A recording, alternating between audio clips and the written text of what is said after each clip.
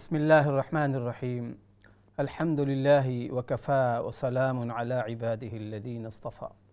أما بعد فأعوذ بالله من الشيطان الرجيم. بسم الله الرحمن الرحيم. ربنا ظلمنا أنفسنا وإن لم تغفر لنا وترحمنا لنكونن من الخاسرين. صدق الله المولانا العظيم وبلغنا رسوله النبي الكريم ونحن على ذلك لمن الشاهدين والشاكرين والحمد لله رب العالمين.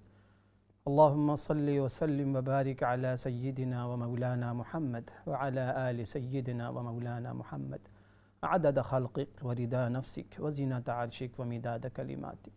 جزا الله عنا محمدا صلی اللہ علیہ وسلم ما هو اہل. محترم ناظرین و سامعین، السلام علیکم ورحمۃ اللہ وبرکاتہ. پروگرام رحمان کی رحمت میں آپ تمام بھائی بہنوں کو خوش آمدید ہے. اللہ کریم سے دعا بھی ہے کہ اللہ پاک آپ سب کو، ہم سب کو، پوری امت کو صحت و سلامتی والی زندگی عطا فرمائے، خیر و برکت والی زندگی عطا فرمائے. اللہ ہم سب میں جو لوگ بیمار ہیں، اللہ کریم بیماروں کو شفاء کاملہ عطا فرمائے، پریشان حال لوگوں کی پریشانیوں کو دور فرمائے. جو لوگ بے بس بے کس ہیں، کسی مشکل میں ہیں، اللہ ان کی بے بسی کو، بے کسی کو دور فرمائے، ان کے ساتھ اللہ کریم نصرت کا معاملہ فرمائے. ناظرین، اس پروگرام کے اندر الحمدللہ قرآن و احادیث کی کوئی نہ کوئی دعا میں لے کر حاضر ہوتا ہوں. اللہ کریم سے یہ بھی دعا ہے کہ اللہ کریم ہم سب کو اخلاص کی دولت عطا فرمائے، ریاکاری سے، شو آف سے اللہ ہم سب کی حفاظت فرمائے. کیونکہ ناظرین، اگر کسی عمل میں اخلاص نہ ہو تو اللہ کے ہاں اس عمل کی کوئی قدر و قیمت نہیں ہے، چاہے وہ عمل اپنے جسہ اور جسم کے اعتبار سے کتنا ہی بڑا کیوں نہ ہو. تو ہر وقت اللہ پاک سے اخلاص کی نعمت مانگنی چاہیے کہ اللہ جو کچھ بھی میں عمل کروں، میرے اللہ اخلاص عطا فرما، سنسریٹی عطا فرما، کہ مقصد صرف آپ کی خوشنودی ہو.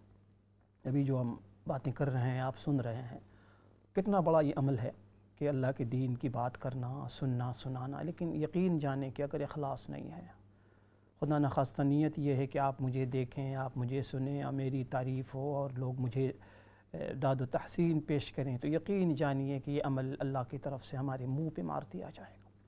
اللہ کریم ہمیں اخلاص کی دولت عطا فرمائے کہ جو بھی عمل کریں اللہ کی رضا خوشنودی مد نظر، پیش نظر. بہرحال یہ اللہ کرے کہ یہ پروگرام ہمارا سننا سنانا اللہ کریم اپنی بارگاہ میں قبول و منظور فرمائے. اور جو مقصد اصلی ہے سننے سنانے کا، سنانے والے کا بھی مقصد ہونا چاہیے، سننے والے کے بھی، کہ جو کچھ ہم سنیں سنائیں اللہ کریم ہم سب کو عمل کی توفیق عطا فرمائے. جو کہ شاعر نے کہا ہے نا کہ دیکھیں، عمل سے زندگی بنتی ہے، جنت بھی جہنم بھی. یہ خاکی اپنی فطرت میں نہ نوری ہے نہ ناری ہے. تو کمال یہ ہے کہ جو کچھ ہم سنیں سنائیں اللہ کریم سے عمل کی ہم توفیق مانگیں. بہرحال ناظرین، یہ دعا کی نشست ہوتی ہے، پروگرام ہوتا ہے. تو دعا کیا ہے؟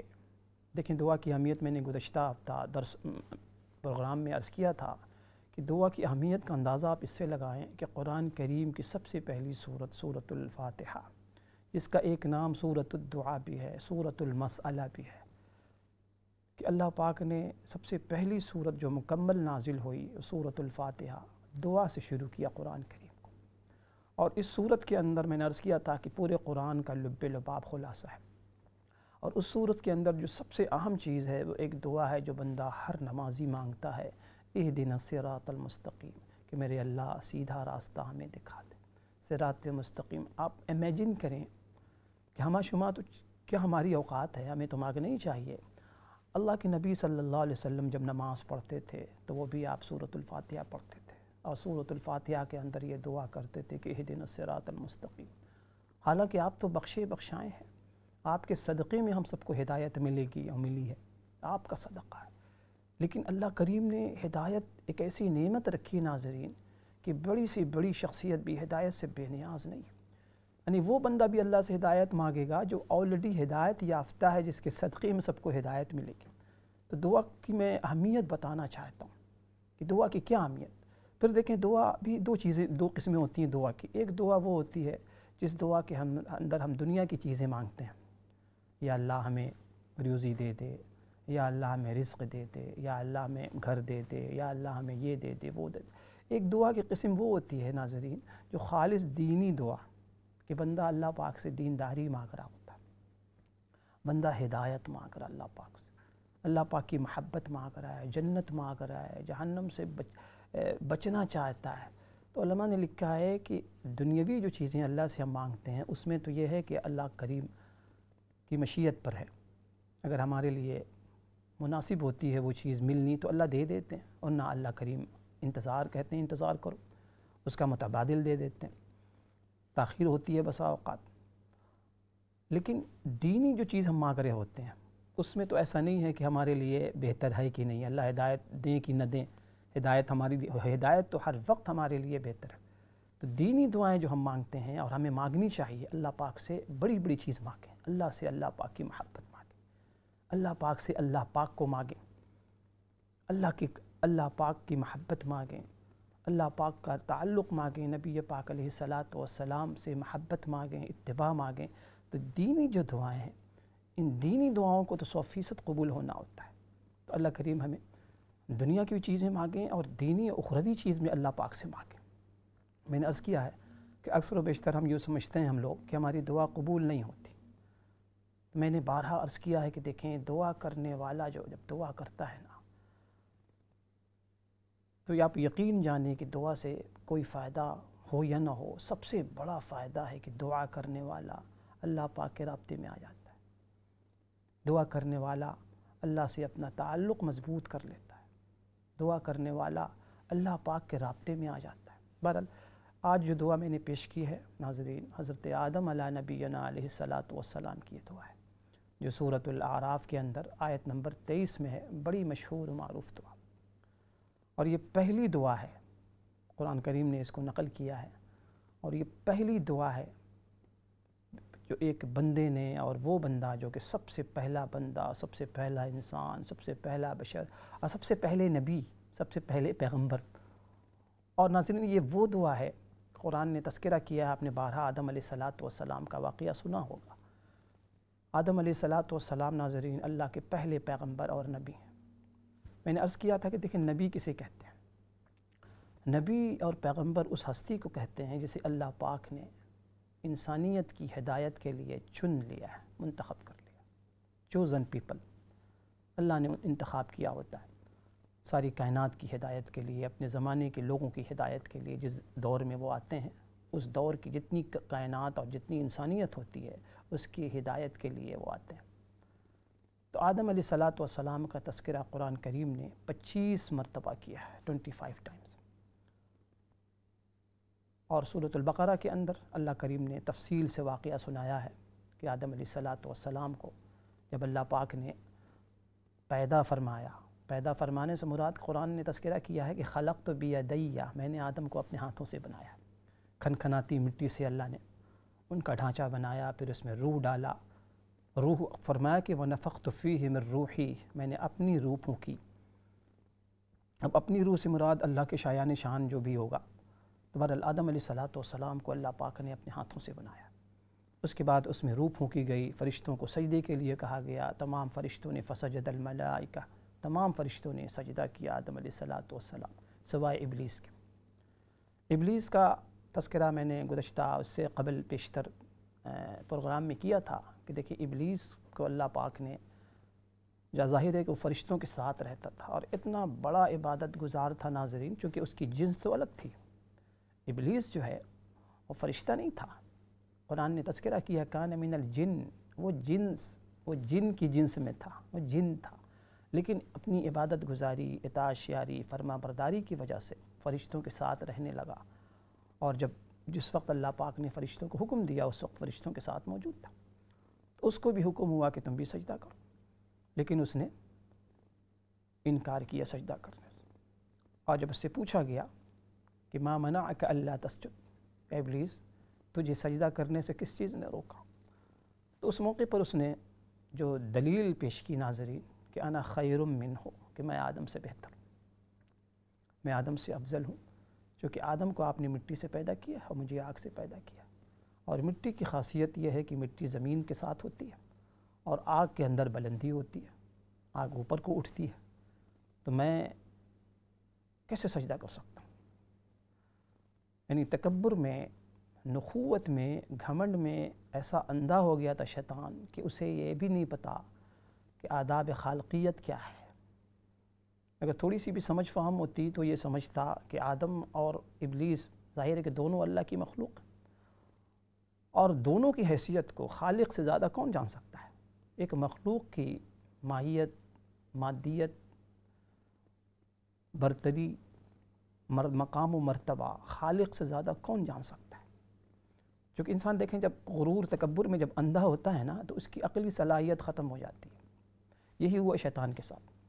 شیطان کو ایسا غرور گھمنڈ ہوا اپنی عبادت پر ناظرین کہ وہ یہ بھول گیا کہ دیکھیں کسی شخصیت کا مقام و مرتبہ اس کی مادیت کی وجہ سے نہیں ہوتا، اس کا دار و مدار اس کی مادیت پر نہیں ہے کہ کس مادے سے اسے بنایا گیا ہے، اس کی مادے میں کس خمیر سے اس کو اٹھایا گیا ہے، بلکہ کسی ہستی، کسی ذات کا مقام و مرتبہ اس کی صفات کی وجہ سے ہوتا ہے کہ کون سا شخص، اس کی صفات کیا ہیں، اس کے اندر ابدیت کتنی ہے، اس کے اندر اطاعت و فرما برداری کتنی ہے، تعاشیاری کتنی ہے۔ شیطان یہ بول گیا مادہ کیا چیز ہے؟ مادہ خود اللہ کی مخلوق ہے۔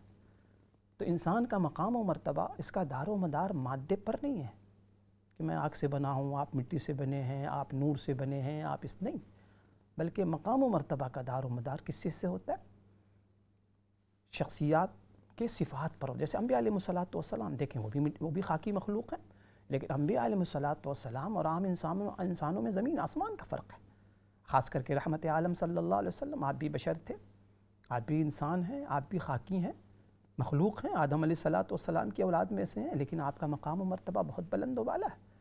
میرے استاد مثال دیا کرتے تھے، دیکھو پتھر ہے نا، پتھر ہے، بہت سے پتھر ہوتے ہیں لیکن ہیں سارے پتھر، لیکن پتھر میں بڑا فرق ہوتا ہے۔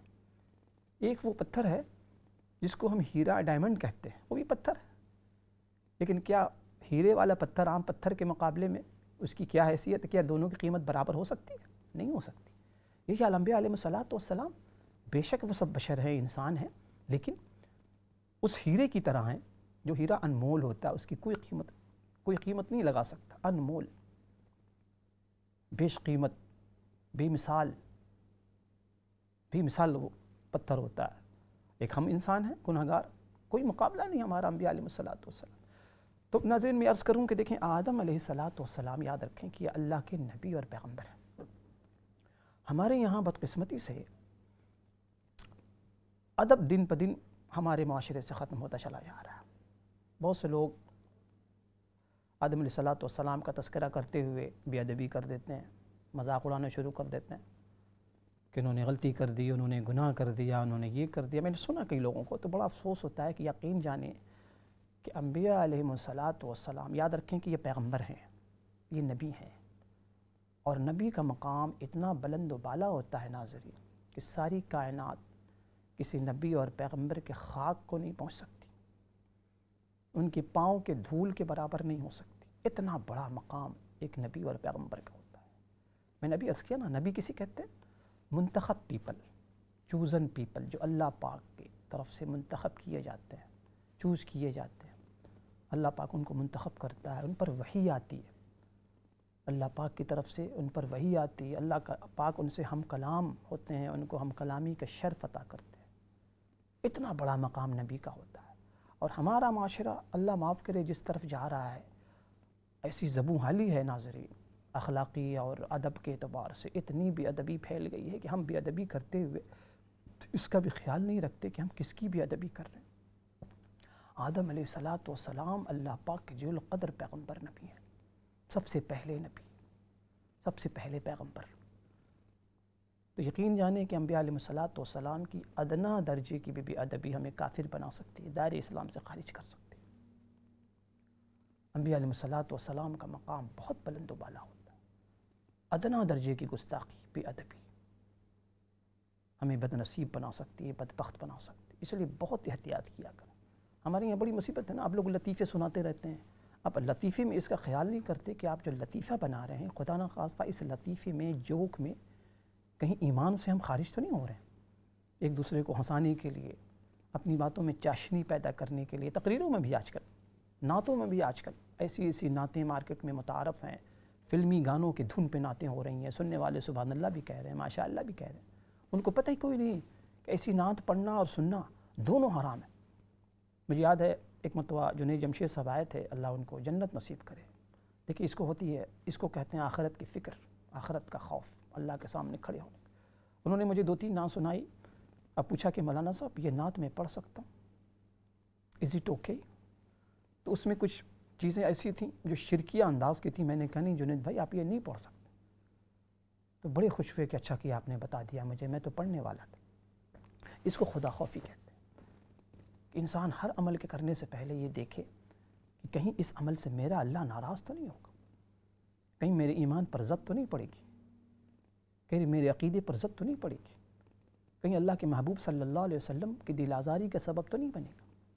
ہماری مصیبت یہ ہے کہ ہم اللہ رسول کو راضی تو کرنا چاہتے ہیں آج، لیکن اپنی مرضی کے مطابق، اپنے پسندیدہ اعمال، اپنے پسندیدہ رواج، رسم و رواج کے مطابق اس کو بھول جاتے ہیں کہ اللہ اور اس کے نبی صلی اللہ علیہ وسلم بھی اس رسم و رواج سے راضی ہیں، اس طریقے عقیدت سے راضی ہیں، اس طریقے عبادت سے راضی ہیں۔ ہم اس کو بھول جاتے ہیں، ہم اپنی مرضی کے مطابق۔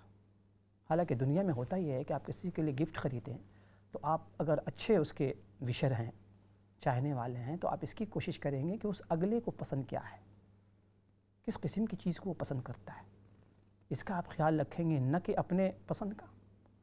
تو بہرحال ناظرین جو دعا ہے وہ بڑی پیاری دعا، ربنا اے ہمارے پروردگار، ترجمہ اس کا سن لیں، ربنا اے ہمارے پروردگار، ظلمنا انفسنا، میرے اللہ ہم نے اپنی جانوں پر ظلم کر لیا ہے، ہم ظلم کر بیٹھے ہیں، ہم ظلم کر گزرے ہیں، ہم نے آپ کو ناراض کر بیٹھے ہیں۔ وَإِن لَّمْ تَغْفِرْ لَنَا، میرے اللہ لغزش، چوک تو ہو چکی، بھول ہو گئی ہے، اب تو ہو گئی بھول۔ وَإِن لَّمْ تَغْفِرْ لَنَا، میرے اللہ اگر آپ نے معاف نہیں کیا، آپ اگر آپ معاف نہ کریں اور آپ نے ہم پہ اگر رحم نہ کیا تو لَنَكُونَنَّ مِنَ الْخَاسِرِينَ، میرے اللہ تب تو ہم برباد ہو جائیں گے، ہم تو بڑے گھاٹے میں پڑ جائیں گے، ہم تو بڑے خسارے میں پڑ جائیں گے۔ یا اللہ یہ تو بہت بڑی بربادی ہوگی اگر آپ ہمیں ہماری بخشش نہ کر دیں، معاف نہ کر دیں۔ ناظرین یہ وہ دعا ہے جو اللہ پاک کی طرف سے آدم علیہ السلام کو سکھایا گیا۔ قربان جائیے آدم علیہ، حالانکہ دیکھیں ایک بات میں عرض کر دوں کہ آدم علیہ السلام سے یہ جو عمل ہوا، چوک ہوئی، یہ گناہ نہیں تھا، یاد رکھیں اس کو ہمیشہ۔ بہت سے لوگ انجانے میں، نادانی میں کہہ دیتے ہیں کہ آدم علیہ السلام سے گناہ نہیں ہے، معصیت نہیں ہے، نافرمانی نہیں ہے، تمرد نہیں ہے، سرکشی نہیں ہے۔ آدم علیہ السلام کو سے یہ جو غلطی ہوئی، چوک ہوئی ہے، نسیان ہوئی ہے، وہ ایک انسانی فطرت، بشری فطرت کے تحت انسان کی فطری جو کمزوریاں ہیں اس میں سے ایک کمزوری ہے بھول چوک، نسیان، بھول جانا۔ آدم علیہ السلام کو مغالطہ یہ لگا ناظرین کہ اللہ پاک نے جو شجر ممنوعہ تھا کہ جنت میں جب بھیجا تو کہا کہ جہاں سے چاہو کھاؤ پیو عیش کرو، ہاں اس درخت کے قریب مت جانا۔ آدم علیہ السلام نے شیطان کے بہکاوے سے، شیطان نے جب بہکایا نا کہ یہ جو درخت ہے نا یہ شجرۃ الخلد ہے، ایسا درخت ہے جو اس کو کھا لے گا ہمیشہ جنت میں رہے گا، انہوں نے جنت میں رہنے کے لیے اللہ پاک کے حکم کو یہ سمجھا کہ وہ اللہ پاک کا وہ حکم جو تھا نا وہ ایک خاص وقت کے لیے ہے، ہمیشہ کے لیے ممنوع نہیں قرار دیا اللہ نے۔ آدم علیہ السلام نے ایسا سمجھا، اس کو اجتہادی غلطی کہتے ہیں، بندہ اپنی سوچ کی غلطی، کہ کوئی آپ کو حکم دے، آپ یہ سمجھیں آپ نے جان بوجھ کر نہیں اللہ کے حکم کو توڑا۔ آدم علیہ السلام نے یہ باور کیا کہ اللہ پاک کا یہ جو حکم ہے نا، منع جو اللہ پاک نے کیا ہے وہ ایک خاص وقت کے لیے کیا تھا، اب وہ وقت ختم ہو چکا ہے شیطان کے بہکاوے سے۔ یہ ان کی چوک تھی، لغزش تھی، ورنہ آپ کو پتہ ہے، ہم سب کو معلوم ہے کہ انبیاء علیہم السلام کو اللہ پاک نے معصوم بنایا ہوتا ہے۔ معصوم سے کیا مراد؟ ان سے کوئی گناہ، نافرمانی نہیں ہو سکتی، کیونکہ وہ ساری کائنات کے لیے آئیڈیل بن کر آتے ہیں، ساری انسانیت کے لیے، اپنے زمانے کے لوگوں کے لیے ہدایت، رشد و ہدایت کا سرچشمہ بن کے آتے ہیں، لوگوں کی رہنمائی کے لیے آتے ہیں۔ تو جو رہنما ہو وہ اگر خدا نخواستہ اللہ نہ کرے، اللہ کی نافرمانی کرے تو دوسرے کہاں جائیں گے؟ تو اللہ پاک نے انبیاء علیہ السلام کو ہر قسم کی نافرمانی سے، معصیت سے معصوم رکھا ہے۔ تو ظاہر آدم علیہ السلام بھی اللہ کے نبی تھے،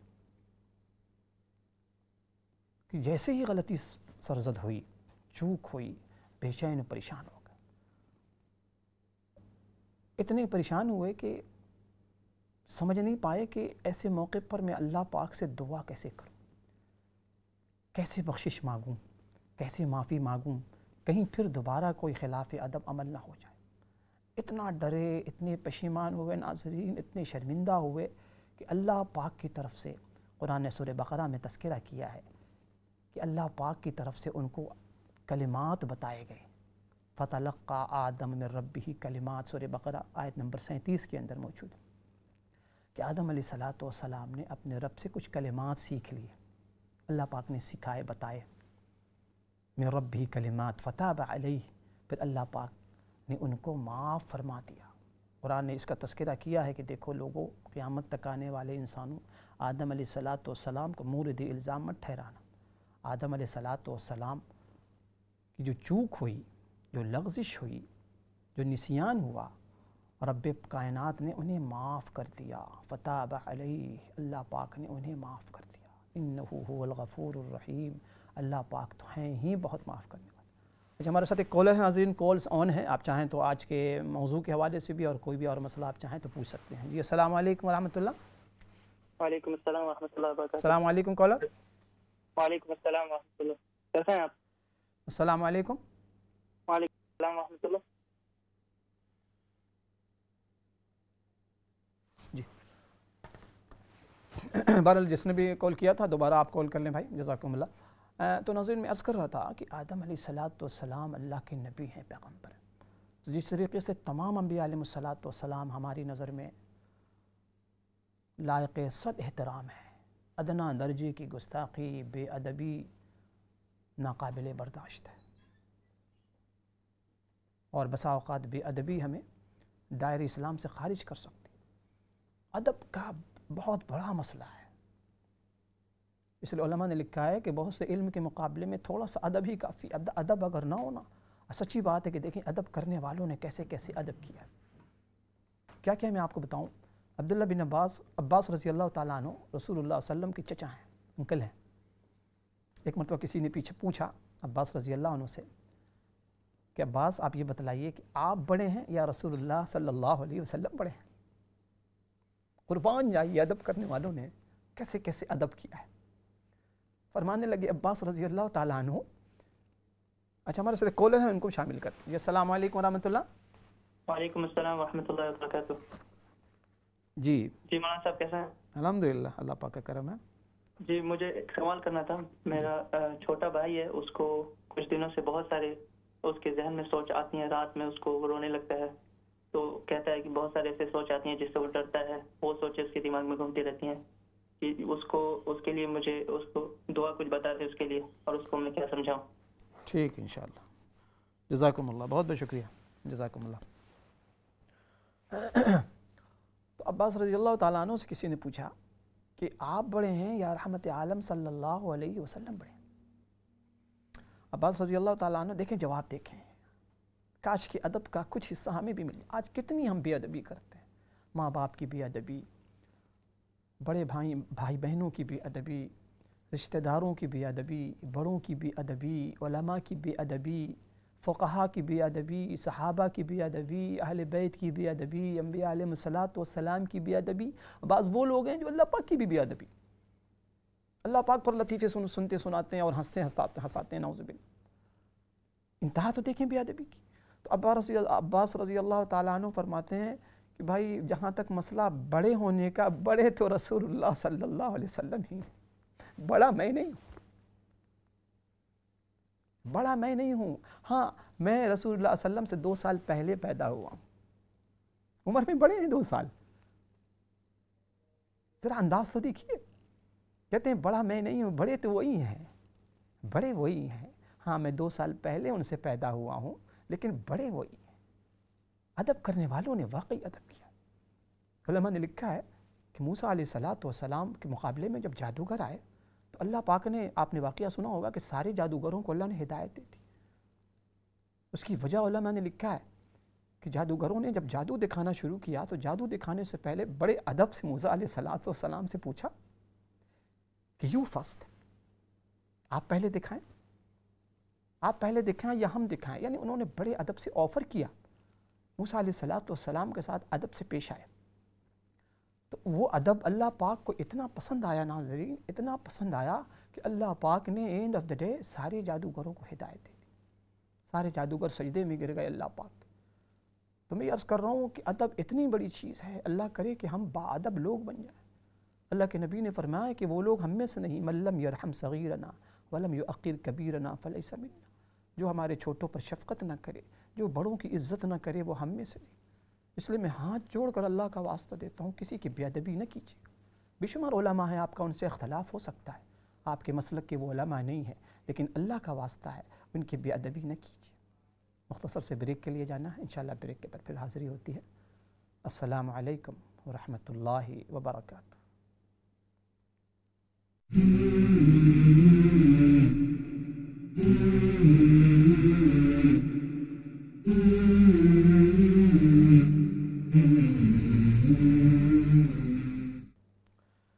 بسم اللہ الرحمن الرحیم. الحمد للہ رب العالمین والصلاة والسلام علی اشرف الانبیاء والمرسلین وعلی آلہ وصحبہ اجمعین. بسم اللہ الرحمن الرحیم. ربنا ظلمنا انفسنا وان لم تغفر لنا وترحمنا لنکونن من الخاسرین.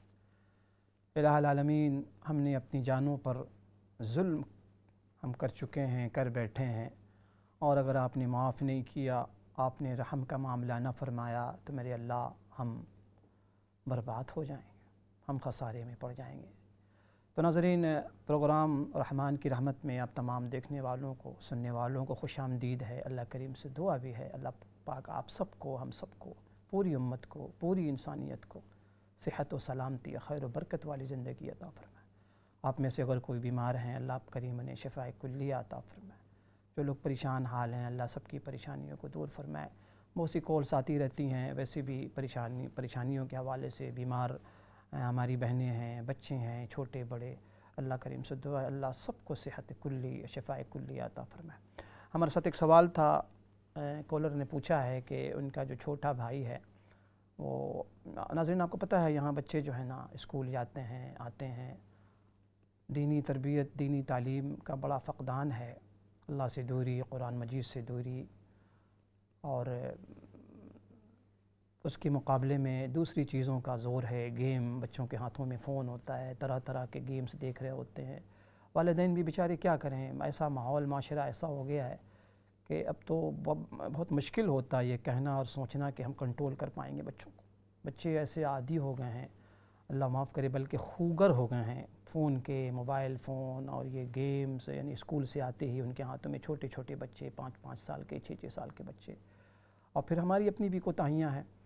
ہم والدین کے جب بچوں پر بریک لگانا چاہیے، اس موقع پر ہم دلار اور لاڈ پیار کا جو مرحلہ ہوتا ہے سیریس ہم نہیں لیتے، بچے پھر عادی ہو جاتے ہیں. تو کالر کہہ رہے تھے کہ ان کا جو بھائی ہے ہمیشہ اکثر و بیشتر رات میں روتا رہتا ہے، اور عجیب قسم کے خیالات، تھوٹ آتی رہتی ہیں کہ میں مر جاؤں، میں مار دوں، اس قسم کی بہرحال بڑی عجیب و غریب صورتحال ہے. تو گزارش یہ ہے کہ ایک تو کہ نماز کی پابندی بہت ضروری ہے. نماز کے ساتھ ساتھ ایسے لوگوں کو 7 مرتبہ سورۃ الکافرون، سورۃ الاخلاص، سورۃ الفلق، سورۃ الناس، یہ چاروں صورتوں کو 7 مرتبہ پڑھ کے صبح و شام دم کریں اس کو. اور کثرت سے جو ہے لا حول ولا قوت الا باللہ العلی العظیم ہے. اسی طریقے سے سورہ یاسین شریف کی تلاوت، یعنی جتنا قرآن سے ہم اپنے آپ کو جوڑیں گے، اللہ کے ذکر سے جوڑیں گے انشاءاللہ تعالی، تو یہ چیزیں جو شیطانی چیزیں ہیں، وسوسے ہیں، انشاءاللہ ختم ہوں گے. اللہ کریم سے دعا بھی ہے کہ اللہ پاک اس بچے کو اور اس جیسے تمام بچوں کو، چھوٹوں کو، بڑوں کو، اللہ کریم سب کو شفاء کاملہ عاجلہ مستمرہ دائمہ عطا فرمائے. بہت بہت شکریہ آپ کی کال کا. تو ناظرین، یہ جو دعا میں نے پیش کی ہے، میں نے عرض کیا تھا کہ سورہ اعراف کے اندر آیت نمبر 23 ہے. اس دعا کے حوالے سے میں نے عرض کیا کہ آدم علیہ السلام کی یہ دعا ہے، جو اللہ کے سب سے پہلے پیغمبر، سب سے پہلے نبی، سب سے پہلے رسول ہیں.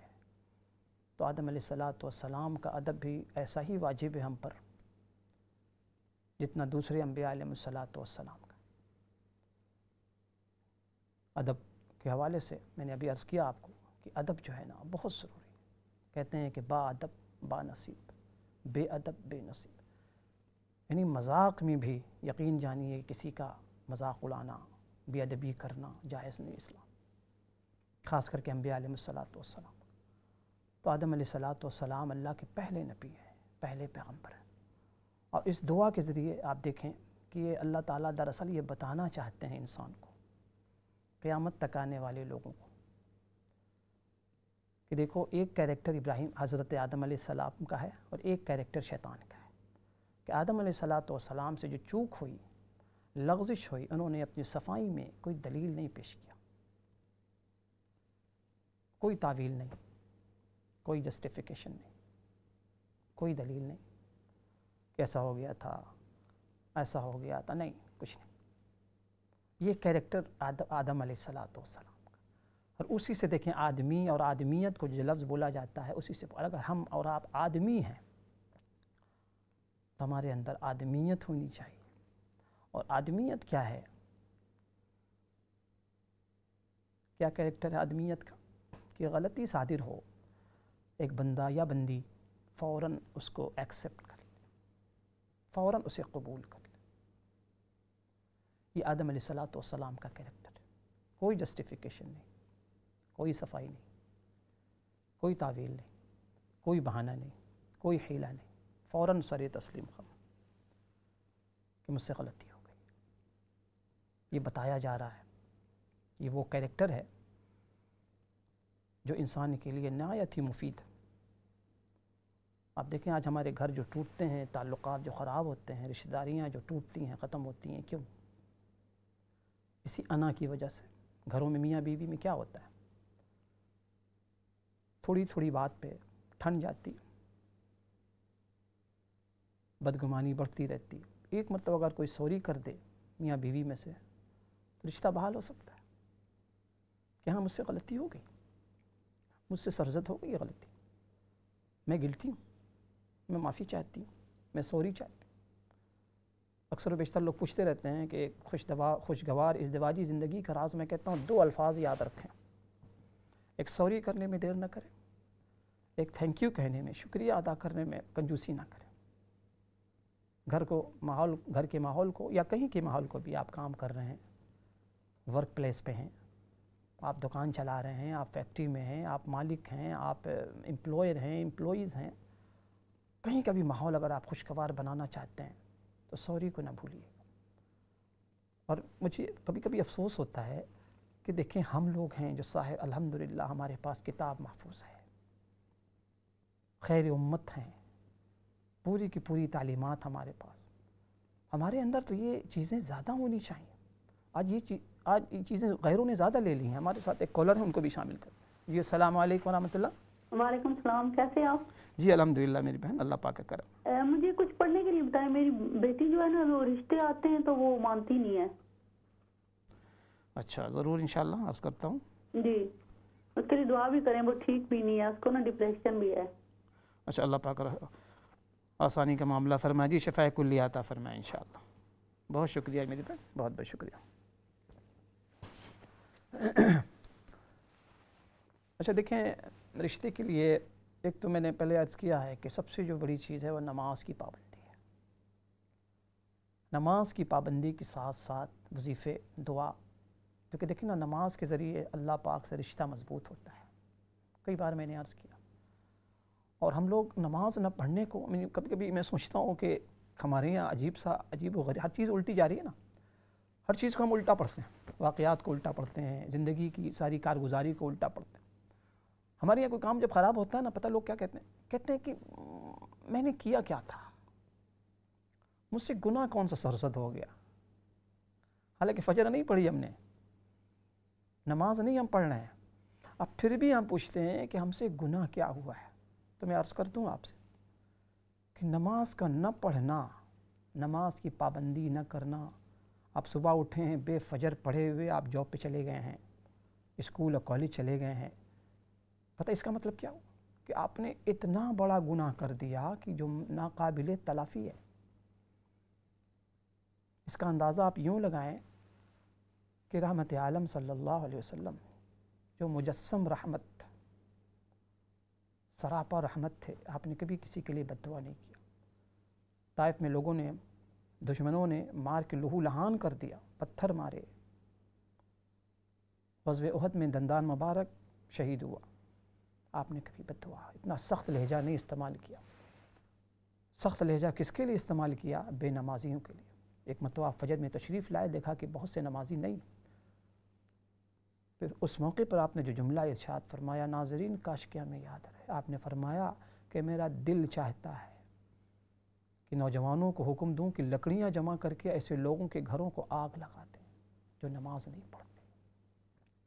اتنا بڑا گناہ ہے، اتنی بڑی ناراضگی ہوتی، ہم مول لیتے ہیں اللہ تعالیٰ کو ناراض کر کے۔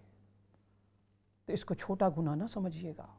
آپ نے اگر نماز نہیں پڑھا ہے تو اس سے بڑا تو گناہ ہو ہی نہیں سکتا ہے۔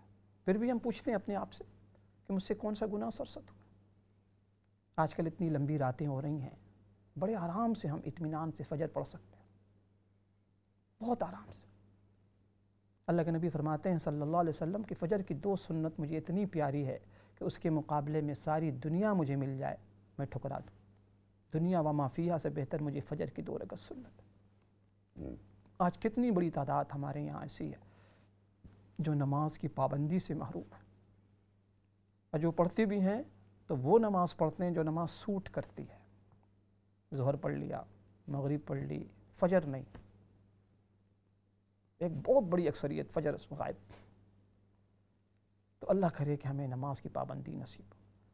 اب ظاہر ہے کہ دیکھیں نا، ہر چیز اللہ پاک کے قبضے قدرت میں ہے، اختیارات میں، ہر چیز۔ اب میں کبھی کبھی عرض کرتا ہوں کہ دیکھیں آج ہمارے عقیدے بھی اتنے بگڑے ہوئے ہیں۔ اب میں کبھی سمجھتا ہوں کہ دیکھیں آدم علیہ السلام کا واقعہ میں نے سنایا آپ کو، اللہ کے کون نبی ہیں؟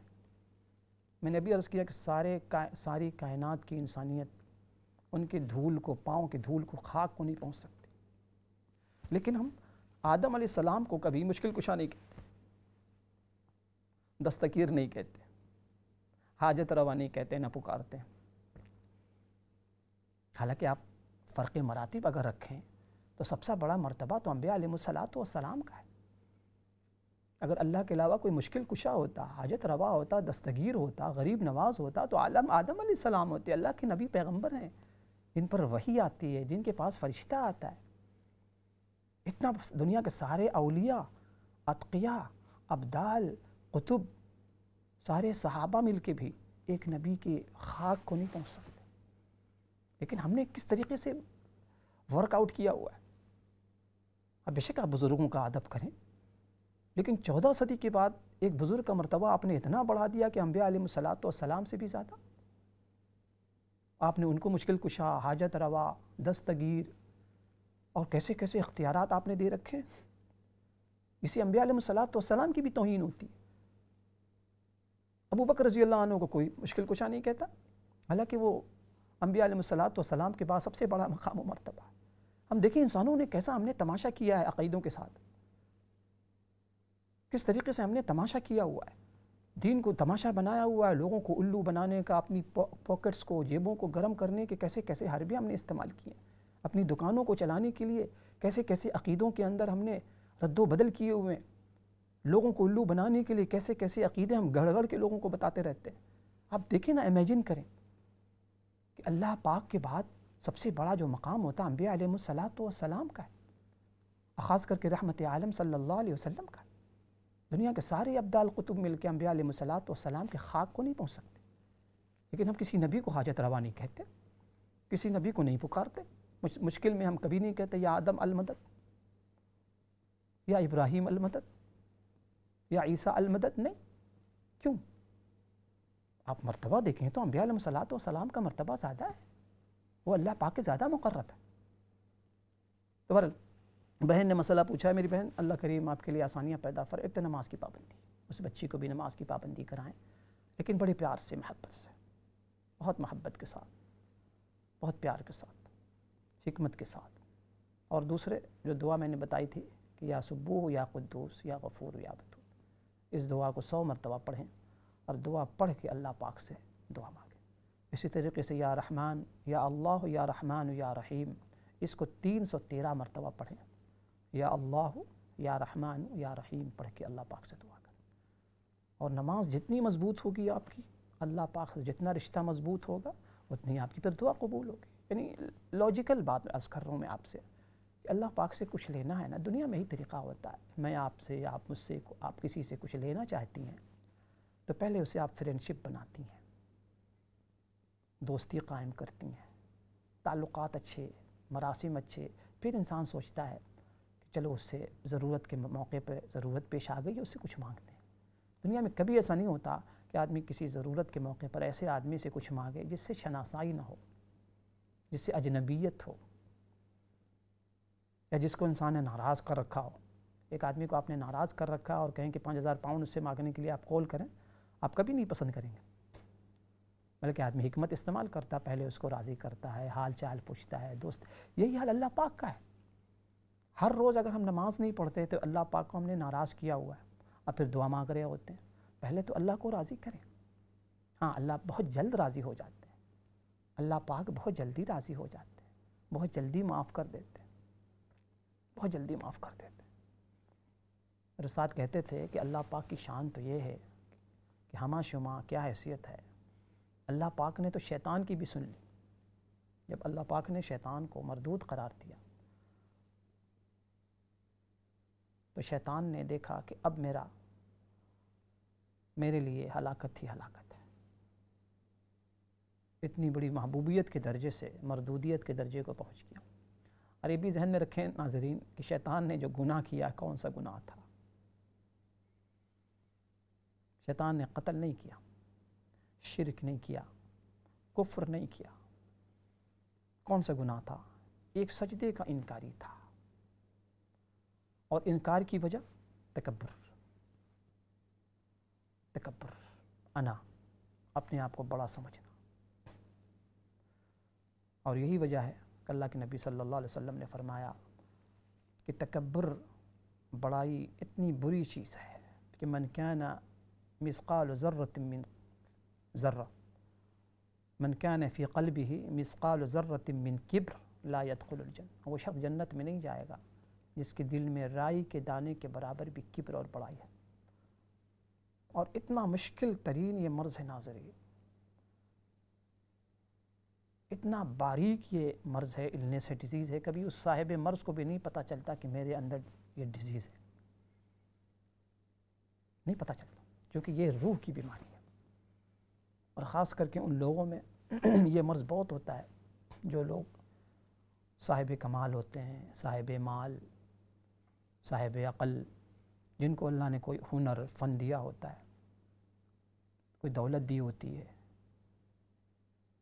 ان کے پاس کوئی کمال کی چیز ہوتی ہے، صاحب جمال ہیں، یہ چیز بہت زیادہ ہوتی ہے۔ یہی وجہ ہے کہ آج ایک بڑی تعداد علماء کی، اچھی خاصی تعداد، اسی تکبر کی وجہ سے ایک دوسرے کی مخالفت، ایک دوسرے کو کافر، ایک دوسرے کو مشرک۔ اس کی اصل وجہ کہ میری بڑائی معاشرے میں ہو جائے، لوگ مجھے بلنا شیخ کل سمجھ لیں، لوگ مجھے بڑا پیر مان لیں، لوگ مجھے بڑا عالم مان لیں، تو دوسروں کو گھٹانے کے چکر میں ہم ان کے خلاف پروپیگنڈا، ان کی کتابوں میں سے عبارات کو توڑ کے، مڑوڑ کے، تاکہ ان کو لوگ کافر کہہ دیں اور ہمیں لوگ جنت کا ٹھیکیدار سمجھ لیں، تاکہ ہماری جو ہے نا پاکٹ گرم ہوتی رہے، ہماری دکان چلتی رہے۔ لیکن کب تک میں پوچھتا ہوں ایسے لوگوں سے، کب تک آپ اپنی پیری، جھوٹی پیری کے لیے، جھوٹے نام کے لیے، جھوٹی شہرت کے لیے، جھوٹی عزت کے لیے کب تک ایسا کرتے رہے؟ کیا آپ نے مرنا نہیں ہے؟ کیا آپ نے اللہ پاک کو منہ نہیں دکھانا؟ تو اللہ کا واسطہ ہے ناظرین، تمام سننے والوں سے میں گزارش کرتا ہوں، کبھی کسی کی بے ادبی نہ کیجیے، کبھی کسی کی بے ادبی، بے احترامی نہ کیجیے۔ کسی سے اختلاف آپ بے شک رکھیں، کسی سے اختلاف، ڈیفرنس اوپینین آپ کو ہو، کوئی حرج نہیں، بے ادبی نہ کیجیے۔ اور اللہ پاک سے ہمیشہ دعا کہ اللہ جو سیدھا راستہ ہمیں عطا فرما، ایسے لوگوں سے ہمیں بچا میرے مولا، جو لوگ دین کے، میرے اللہ، دین کو بیچنے والے جو لوگ ہیں، یا اللہ دین کو بدنام کرنے والے، امت کو توڑنے والوں سے اللہ ہماری حفاظت فرما.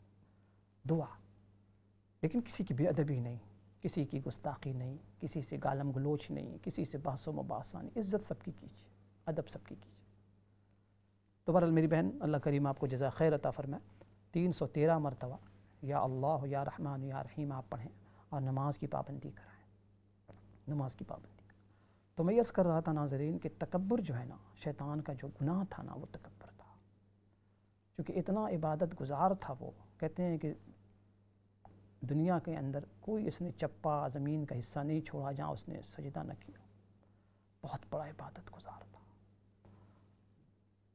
یہی وجہ علماء نے لکھا ہے کہ شرمندہ گناہ گار اس متکبر عبادت گزار سے بہت بہتر ہے، بہت بہتر. اللہ پاک کو اترانا نہیں پسند ہے. ان اللہ لا يحب الفرحین، اللہ اترانے کو پسند نہیں کرتا. کس چیز پر آدمی اترائے؟ سب تو انہیں کا دیا ہوا ہے.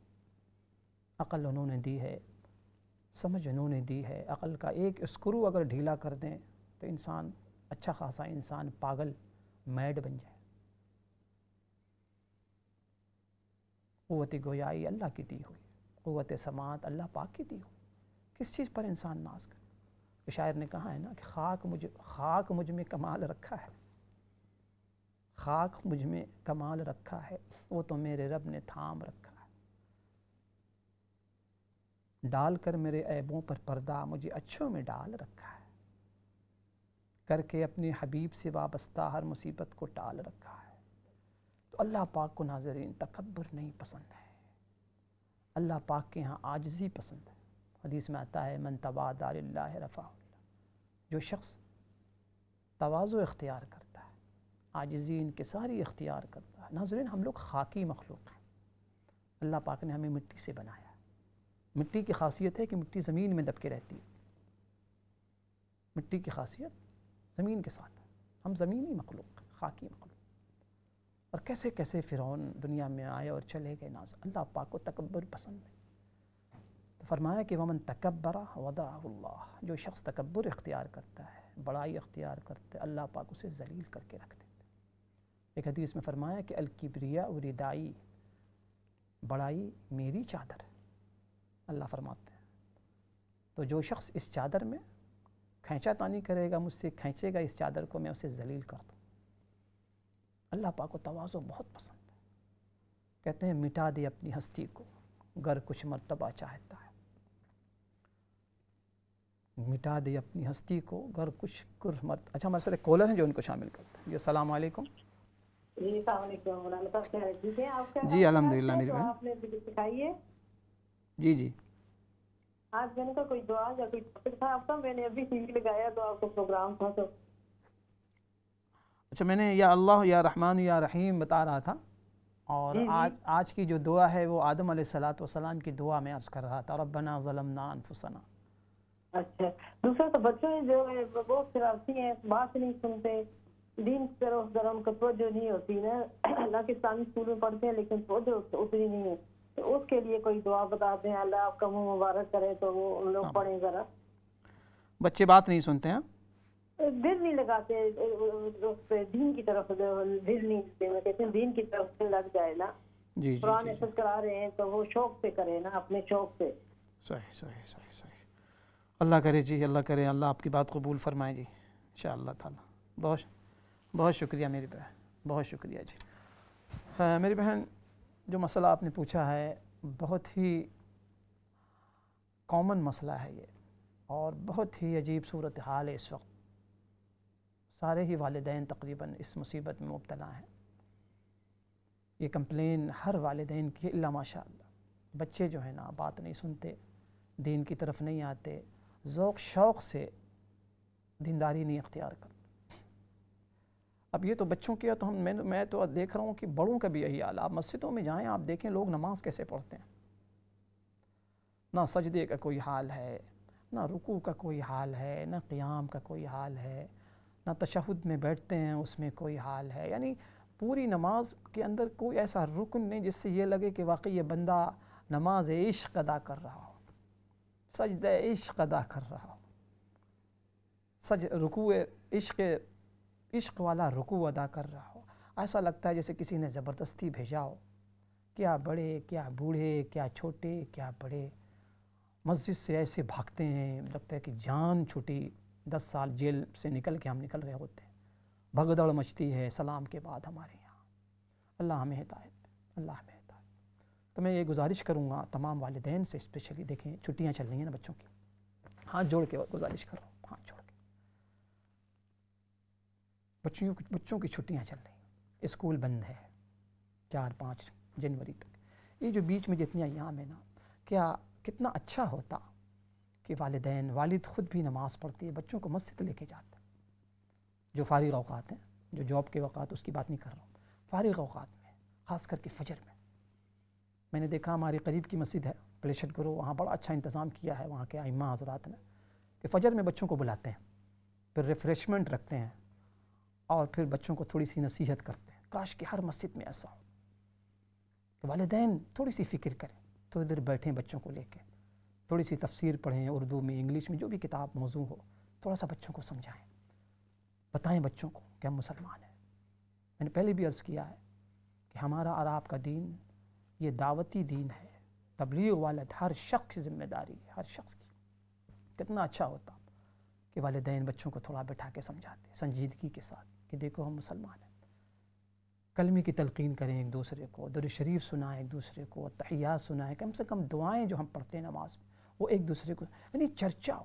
میرے استاد کہتے تھے جب بے دینی کا طوفان آتا ہے نا، اس کو روکنے کے لیے دینداری کا طوفان لانا ہوگا. آج چاروں طرف بے دینی کا طوفان ہے، بے ادبی کا طوفان، بد عقیدگی کا طوفان ہے. تو اس کے مقابلے کے لیے ہمیں دینداری کا طوفان، اخلاق کا طوفان، ادب کا طوفان لانا ہوگا. اللہ کریم ہم سب کو دین کی سمجھ عطا فرمائے، اپنے اور اپنے حبیب صلی اللہ علیہ وسلم کی انتہا درجے کا اللہ ہمیں درجے کی محبت عطا فرمائے.